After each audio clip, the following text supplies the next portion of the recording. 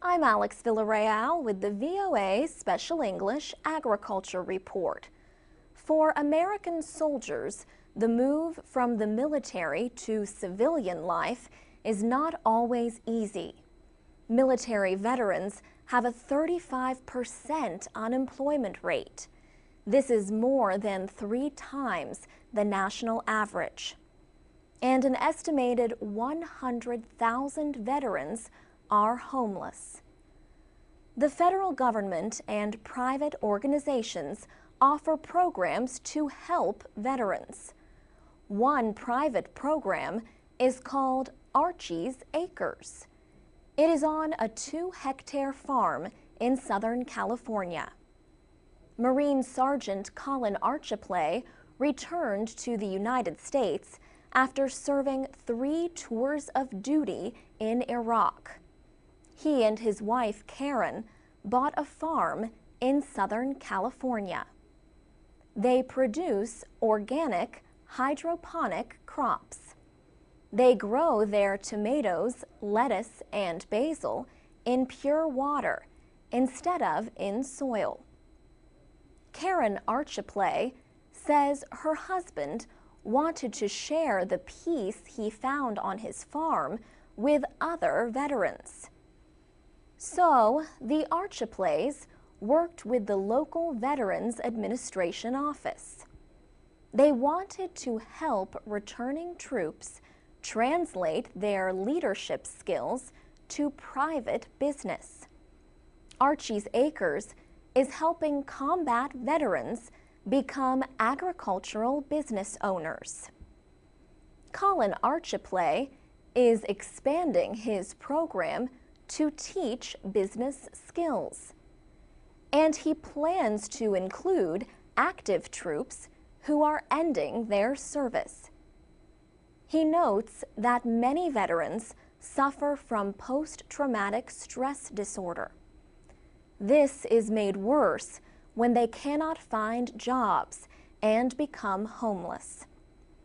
He believes that the rate of PTSD would drop if soldiers could spend their last few months in the military learning skills so they could get jobs.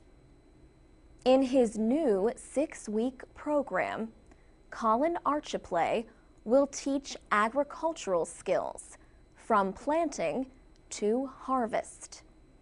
Karen Archiplay will teach marketing. Educators from the Small Business Administration are also involved. They will teach classes on how to operate a business.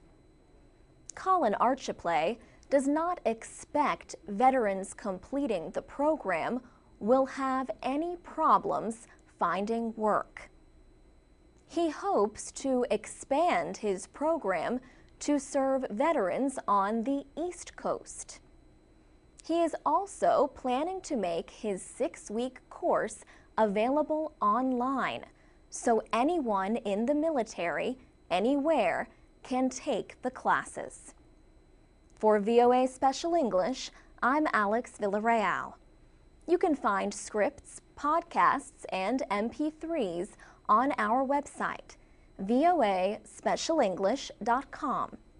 And you can follow us on Facebook, Twitter, and iTunes at VOA Learning English. I'm Alex Villarreal with the VOA Special English Agriculture Report. An evergreen tree is a Christmas tradition in many American homes. The tree is usually a pine or fir, dressed with lights and other colorful decorations. Families might buy a cut tree or go to a tree farm and cut one down themselves. Some people bring a live tree in a pot into their home for the holidays and then put it back outdoors. Some people rent a Christmas tree. Companies might bring the same live tree to the same family year after year. Or the tree might get planted in a park or someplace else where it could help the environment. There are some trees that can be reused year after year because they are made of plastic or metal. Another popular evergreen this time of year is the mistletoe plant. It has small white berries and leaves that feel like leather. The traditional Christmas mistletoe is native to Europe. Ancient Druids believed mistletoe had magical powers. The plant can be found growing on apple trees, lindens, maples, and poplars. Mistletoe is a parasitic plant. It connects itself to a tree and steals nutrients and water. Today, mistletoe is best known as an excuse to steal a kiss at a Christmas party. Kissing is a tradition if two people stand under mistletoe hung in a doorway. Another plant that many people connect with Christmas is the poinsettia. Poinsettias are native to Mexico. They can be white or pink, but most are bright red. They are named after the first American ambassador to Mexico. Joel Poinsett liked them enough to send some back to the United States. Babies or pets that chew on poinsettias might get sick. But experts say the plant is not as poisonous as some people think. Like millions of other houses, the home of America's first president was decorated for Christmas. George Washington's Mount Vernon estate is in Virginia. Visitors heard stories about what Christmas was like at Mount Vernon in the 18th century. The museum, where visitors began their tour, was decorated with Christmas trees. Yet Mount Vernon would not have had Christmas trees during the late 1700s when Washington led the country. They did not become popular in the United States until the 1800s. Visitors learned that in Washington's time, there was greenery inside the mansion, but that was probably the extent of the decorations. For VOA Special English, I'm Alex Villarreal. I'm Alex Villarreal with the VOA Special English Agriculture Report. An international group has set the limit for the 2011 catch of bluefin tuna in the eastern Atlantic and Mediterranean Sea. The limit is just under 13,000 metric tons. That is 600 tons less than the 2010 quota, a reduction of 4%. Conservation groups criticized the move, saying the cut is not big enough to support the recovery of bluefin tuna in the Mediterranean. The International Commission for the Conservation of Atlantic Tunas set the catch in November in Paris. Delegates to the Commission represent the governments of 48 fishing nations. In 2006, the Commission established a plan to stop overfishing. The goal is to rebuild bluefin populations in the eastern Atlantic and the Mediterranean by 2022. The European Commission had called for reducing the catch in 2011 to 6,000 tons to improve the chances for the huge and highly valuable fish. But Mediterranean members of the European Union rejected that proposal even before the 10-day meeting began. Still, EU Fisheries Commissioner Maria Damanaki said the meeting took a step in the right direction for sustainable management of bluefin tuna. The fishing industry wanted to keep the existing catch limit. Atlantic bluefin can grow 3 meters long and weigh as much as 650 kilograms. France, Italy, and Spain catch most of the Atlantic bluefin eaten in the world. Most of the catch goes to Japan. Japan called for stronger action against illegal fishing and underreporting of bluefin catches. Conservation activists say the Eastern Atlantic has only about 1/4 as many bluefin tuna as it did in the 1950s. And the population in the Western Atlantic has dropped by more than 80% since 1970. Environmental groups say illegal fishing and underreporting might mean there are even fewer bluefin than estimates suggest. The Center for Biological Diversity, an activist group, recently launched a boycott of the prized fish. It says thousands of people around the world have signed a promise not to eat bluefin tuna or spend money at sushi restaurants that still serve it. Susan Lieberman of the Pew Environment Group in Washington says people should care what happens to fish that are important to the environment of the sea. For VOA Special English, I'm Alex Villarreal. I'm Alex Villarreal with the VOA Special English Agriculture Report. 2010 was a good year for American farmers. They earned an estimated $82 billion. That is almost 1/3 more than they earned in 2009. And it is 26% higher than the 10-year average. The numbers are from the Economic Research Service at the Department of Agriculture. They represent net farm income, a measure of profitability of farm operations. Values for grain and oilseed crops are up about 3% from 2009. The value of animal production is up by almost 7%. Agriculture Secretary Tom Vilsack points out that agriculture is one of the few major areas of the economy with a trade surplus. A surplus of $41 billion is predicted in 2011. That would be an increase of almost $18 billion from 2010. At the same time, farm exports are expected to break the all-time high set in 2008.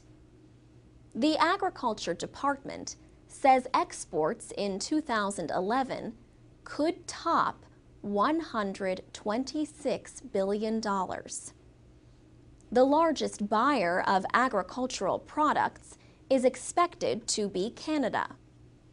But farm exports to China are predicted to come within $500 million of Canadian purchases. Secretary Vilsack says countries in Southeast Asia and the Middle East are also buying more from American farmers. Poor growing conditions overseas played an important part in higher prices for American crops in 2010. Charlotte Hebebrand is chief executive of the International Food and Agricultural Trade Policy Council in Washington. She says drought conditions had a big effect over the summer. Wheat prices rose after Russia halted wheat exports, although Russia later eased the ban. Wheat used to be America's top crop, says economist Charlotte Hebebrand.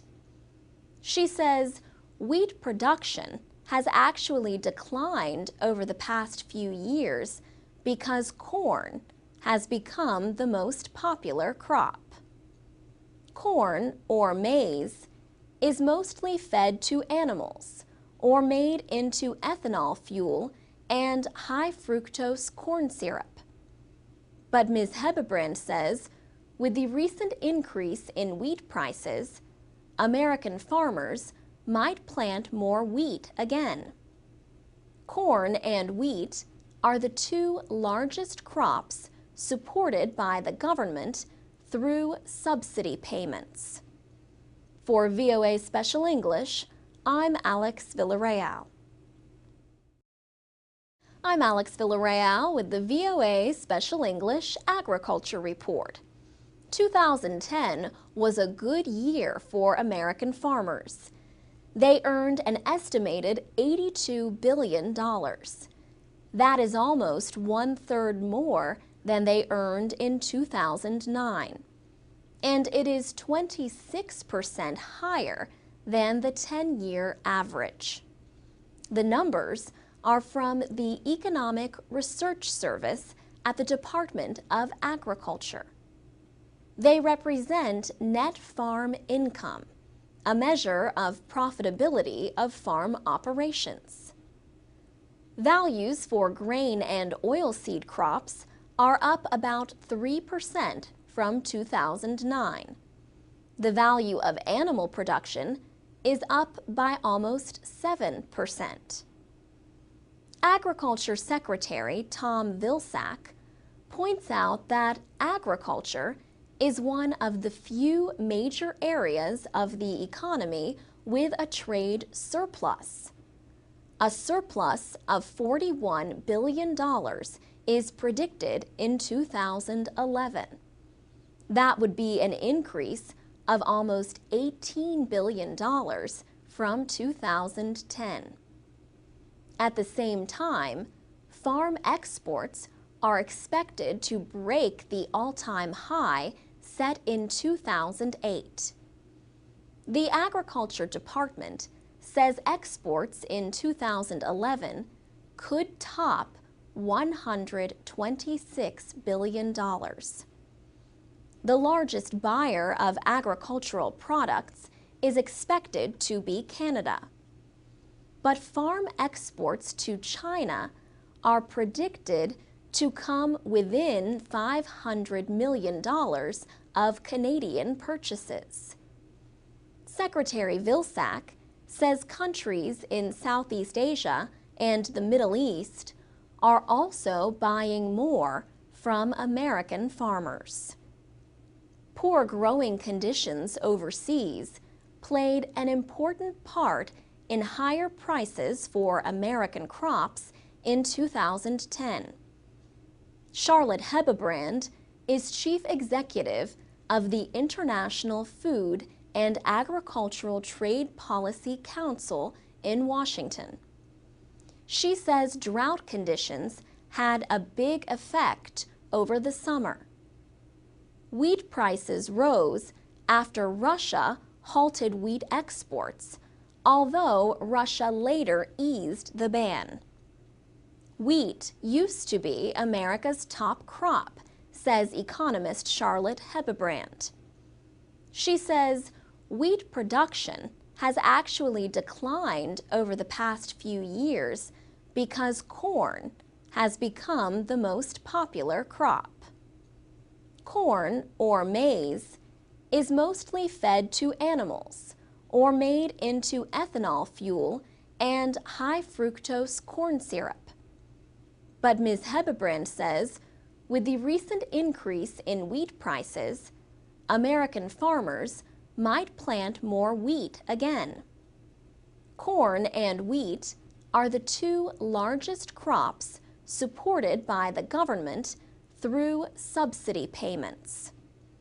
For VOA Special English, I'm Alex Villarreal. I'm Alex Villarreal with the VOA Special English Agriculture Report. Recycling programs usually give new life to materials like paper, metal, plastic, and glass. But a program in the eastern United States is recycling shellfish to help the Chesapeake Bay. Oysters are filter feeders, which means they help clean the water. At the same time, generation upon generation of oysters form reefs. These structures provide homes for fish and crabs. Oysters are a Chesapeake tradition, and they are good for the bay. But environmental damage and too much harvesting have cut the oyster population of the Chesapeake. An organization called the Oyster Recovery Partnership started the recycling program earlier this year. Baby oysters need to attach themselves to a shell or other hard surface as they grow. Scientists are using recycled shells as part of an oyster reproduction program. More than 50 restaurants, seafood dealers, and other businesses have joined the Oyster Shell Recycling Alliance. 2 states, Maryland and Virginia, are also taking part in the program. One of the restaurants involved is in Washington, near the White House. Oysters are a specialty at the Old Ebbitt Grill, and manager Christian Guide says that means lots of shells. He says, "We serve between 1,500 and 3,000 oysters a day, and that obviously does create a lot of waste. But the restaurant no longer throws away all those shells. The Oyster Recovery Partnership takes them away for recycling. First, the shells get washed. Then, they go to the Center for Environmental Science at the University of Maryland for further processing. The shells are placed in tanks with hundreds of millions of oyster larvae. This way, the baby oysters can be raised until they have grown big enough to be moved to the Chesapeake. This year, the Oyster Recovery Partnership helped produce and plant more than 450 million baby oysters in the bay." Don Merritt heads the Oyster Recovery Program at the University of Maryland. He says the goal is not just to increase the oyster population. He says, "Our real goal here is to try to restore healthy oysters to the Chesapeake Bay so that we can help restore a healthy Chesapeake Bay." Mr. Merritt says it will take many years of work before the Chesapeake Bay has a good supply of oysters again. For VOA Special English, I'm Alex Villarreal. You can find our programs with transcripts and MP3s at VOA-specialenglish.com. I'm Alex Villarreal with the VOA Special English Agriculture Report. In 1994, animal health experts started a worldwide campaign to end rinderpest. This disease is closely related to the measles virus, but it does not infect people. Yet for thousands of years, rinderpest has affected people by killing cattle and other animals and causing starvation. The last known outbreak of rinderpest took place in Kenya in 2001. Now, the World Organization for Animal Health is declaring victory against this much-feared sickness. Official confirmation is not expected until May, when the organization will have reports from the last few countries. But the United Nations Food and Agriculture Organization has announced it is ending field operations against rinderpest. Jacques Diouf is head of the FAO. He said rinderpest affected Africa, Asia, and Europe for thousands of. I'm Alex Villarreal with the VOA Special English Agriculture Report. Chocolate comes from cocoa beans, and more than half of those beans come from 2 countries in West Africa. But the situation is not all sweetness for poor cocoa farmers in Ivory Coast and neighboring Ghana. The United States has announced $10 million for renewed efforts to end the worst forms of child labor in the cocoa industry in those countries. The grant will support efforts to reduce poverty so parents do not have to depend on the labor of their children. Another aim is to give children more access to education. The money will go toward a new framework of action related to an international agreement from 2001. That agreement is called the Harkin-Engel Protocol. American Senator Tom Harkin and Representative Eliot Engel led negotiations with the chocolate and cocoa industries. The Department of Labor announced the grant in September, along with $7 million promised by the international cocoa industry. The governments of Ghana and Ivory Coast have also promised resources and policy support for the new efforts. Kevin Wilcuts is an official in the Labor Department's Office of Child Labor.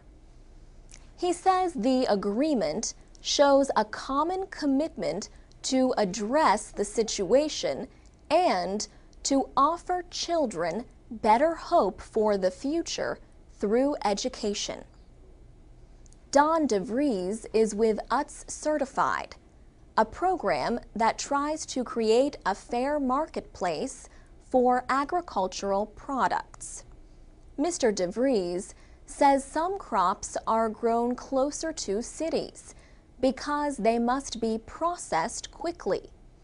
But he says crops like cocoa and coffee are often grown in very rural areas with more poverty and less enforcement of rules.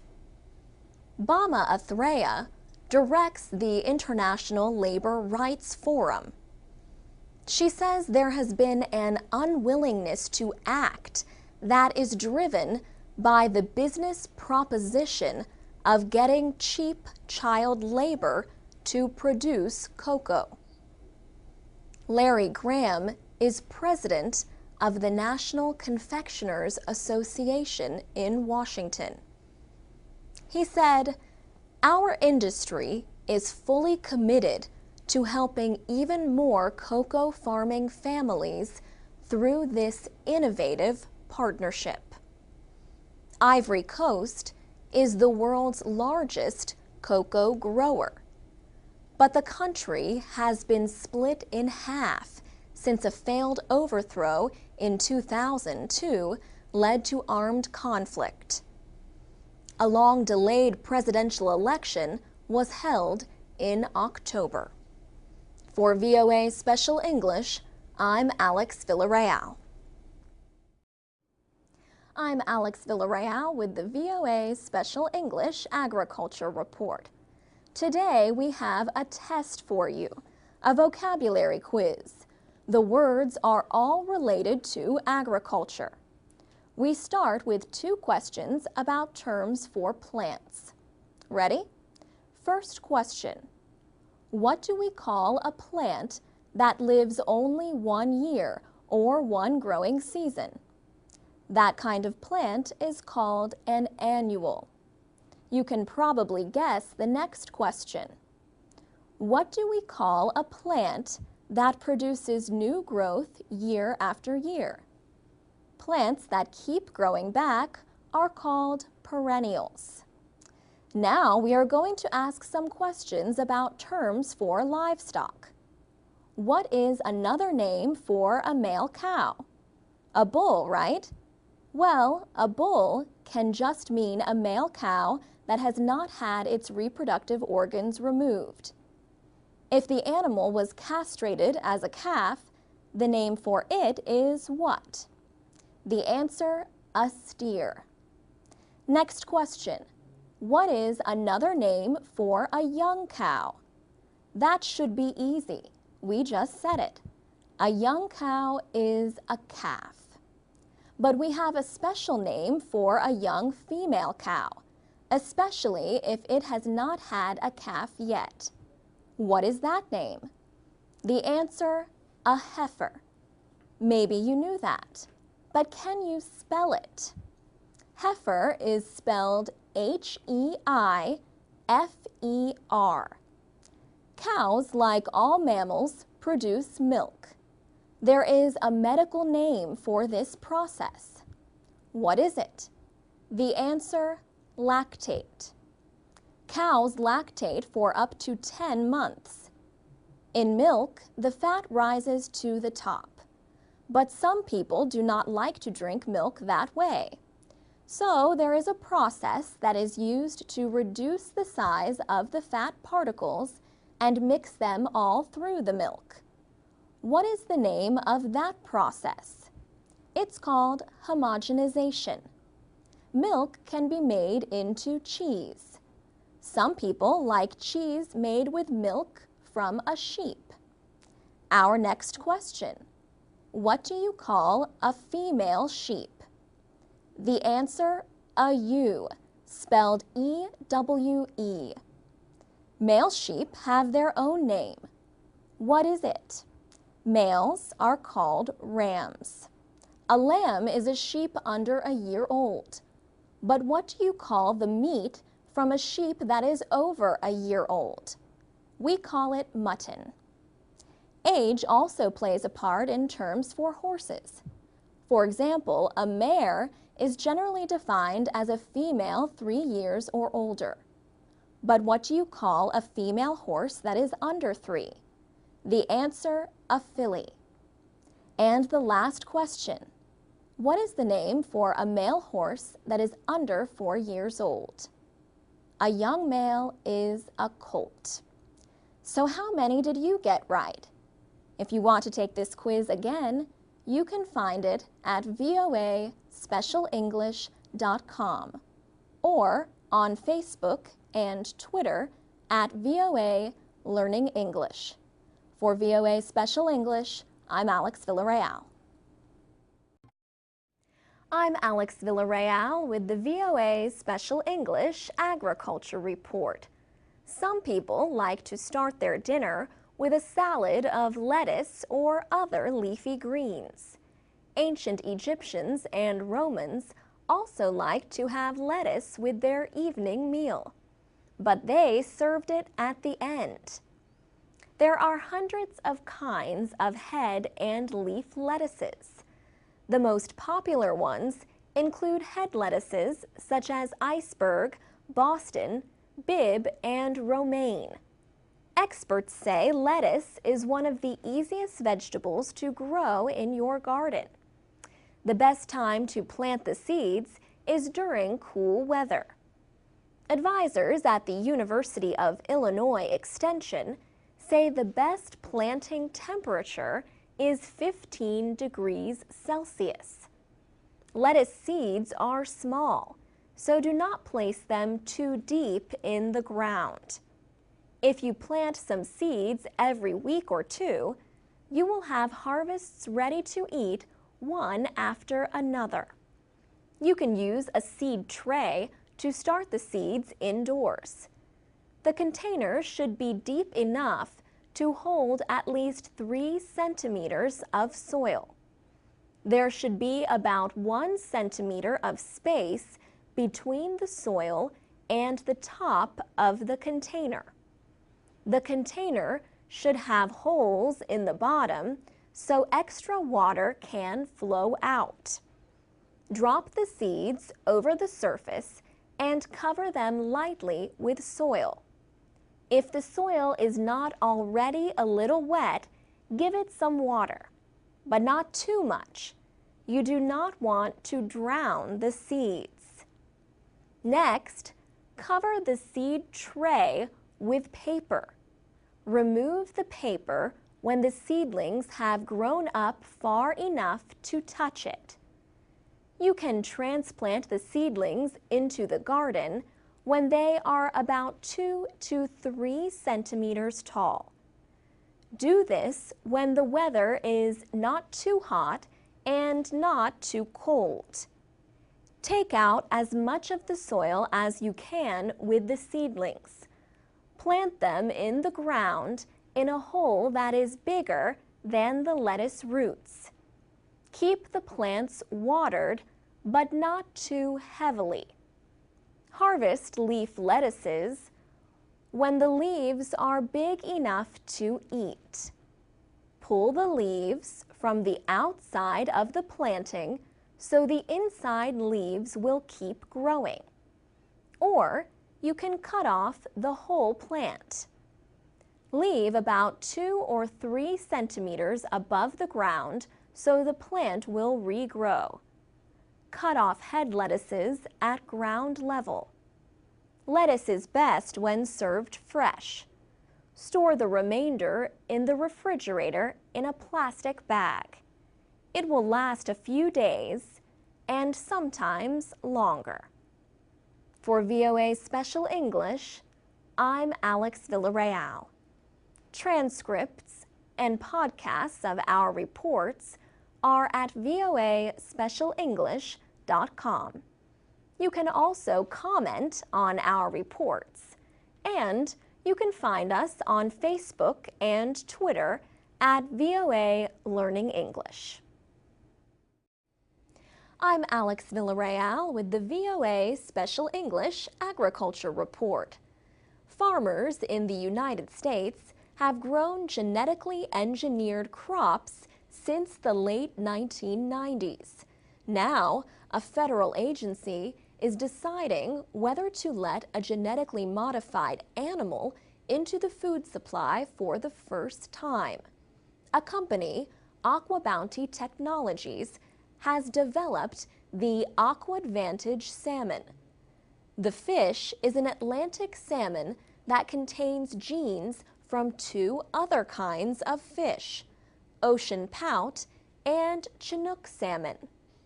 With these genes, it can grow twice as fast as a wild Atlantic salmon. The company says the fish does not taste or smell any different from other salmon. The Food and Drug Administration says there would be no need for special labeling if the salmon is found to have the same basic contents as other fish.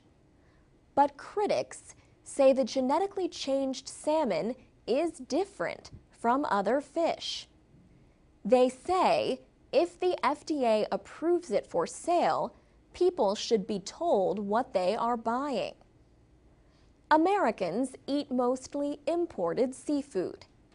Last year, that included $1 billion worth of imported salmon, one of the top imports. Most of the wild salmon caught in North America comes from Alaska. That state banned farmed salmon from its waters years ago. Alaska Senator Mark Begich is leading a group of other United States senators, organizations, and businesses to try to stop the FDA approval process. Winona Hodder of the activist group Food and Water Watch says the AquaAdvantage salmon has not been studied enough for food safety. She says the 3 studies have very small samples. The data is not available to the public.